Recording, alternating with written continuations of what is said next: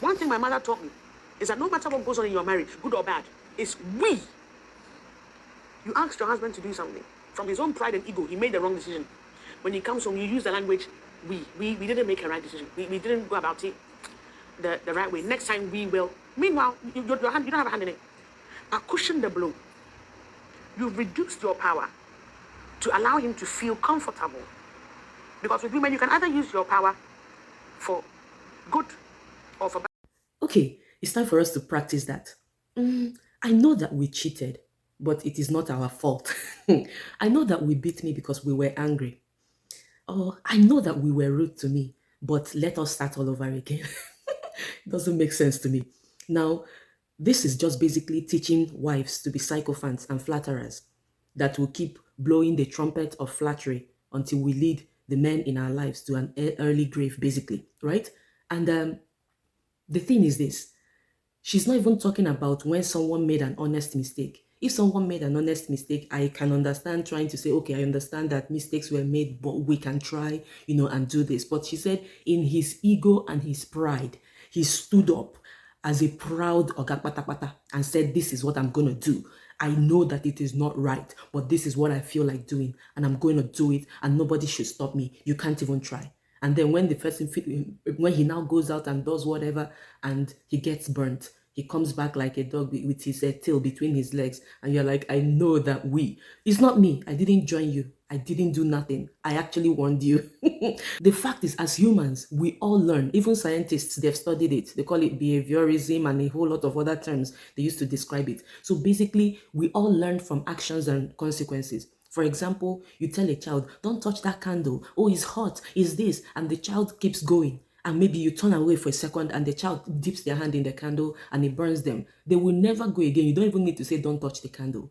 So we learn either from our own experiences, or we learn by seeing what happens to other people when they do certain things, right? So when, let's say in that scenario of a child being burnt by a candle, do you say to the child, I know that we put our hand in the what's it called? In the candle. We don't say that. I'm like, oh, you did that hurt? You put your finger there, it hurt, right? So we know not to touch that again, right? And the child learns. But if you say, I know we did it, the child will even become confused and say, but when did my mother dip her hand? No, mom, it's me that did it by myself, right? So even a child will take accountability. And if you say, what happened? The child will say, mommy, I put my finger in the candle and it burnt me. And it's not going to say, mom, we put our finger. So we expect our children to tell the truth. Even children know the truth.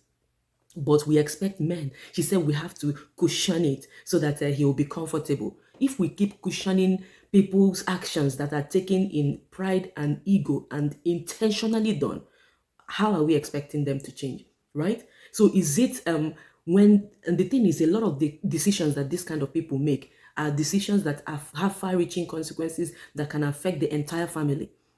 Men have taken decisions where they said, I'm going to do this, I'm going to invest millions. A wife has looked at it and said, I've done a critical analysis of this. This is not really a good idea. I think we should do it like this. And it's like, leave it. I'm the man. How dare you? And in the end, when the family goes from grace to grass, and the woman says, I told you, we will even be told, don't say I told you. Now is not the time. You don't kick somebody that is already down. When are they going to listen? When are they going to listen? How long are women going to sit down and be allowing men that are working in pride and ego, not honest mistake? How long are we going to let them continue to impact the quality of our lives while we just keep quiet and try to keep cushioning those egotistical moves? Talking about cushioning the blow, it's just like you want to treat a sickness and then you keep saying, okay, this treatment is going to hurt this person. Let's find another one.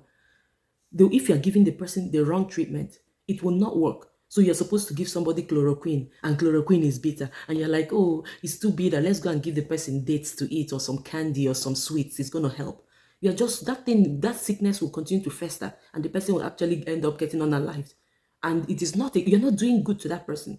Bible even says that better are the wounds of a friend than the kisses of an enemy. So in essence, your friend, your loved ones, your close person is the person that will tell you, your mouth is smelling. Do you want to go brush it maybe? Or this and that, or this dress doesn't really look that good on you. Do you want to maybe adjust it or this? But he said, better are the wounds of a friend. It will hurt, but a good friend, a real friend, will tell you when you are going wrong than the kisses of an enemy. An enemy is a flatterer. So they're teaching us to go and begin to flatter people, to flatter the men in our lives and allow them to be led to destruction. And that is not okay.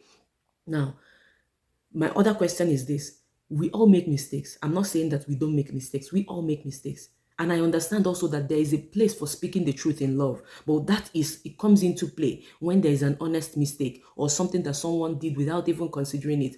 And if you're acting as the person's blind spot mirror, you're able to say, hey, look at this. So you speak with love. But if somebody has made it a pattern that I'm going to keep doing whatever I want and nobody should tell me what I'm going to do, then there's no need. We still speak the truth in love. But it is part that you're speaking the truth and you're speaking it in love does not mean that it's not going to hurt, especially because we all have ego.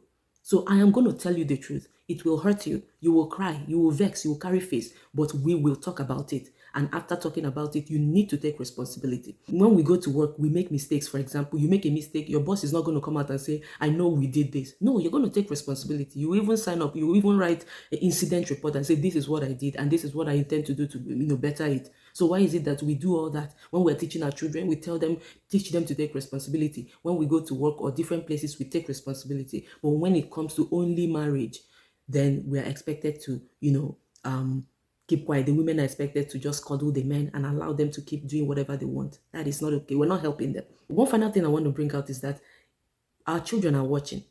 Our sons and daughters are watching. So if we continue saying, you have even the children see that daddy is not, that this thing daddy is doing is not okay now.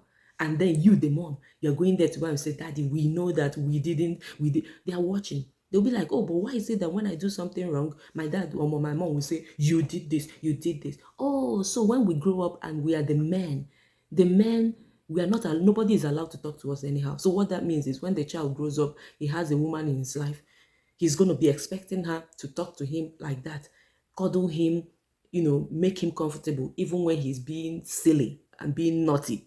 And then the girls just see it also, they see it as a normal thing that, oh, we are not allowed to correct the men when they do wrong. After all, our daddy was like that, and this is how our mom treated him. And that's how we continue a vicious cycle of people making poor choices and endangering the well-being of the entire family. So it's time we begin to, put these things aside and do what is right. That's why couples come together.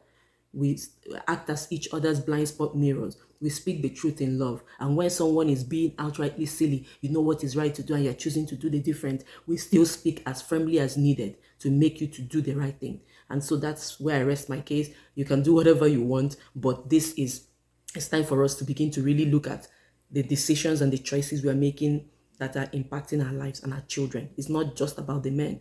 We have the whole family. We're going on a journey. There are children involved. There are women involved. There is also the man. We don't allow men make decisions that will endanger everybody.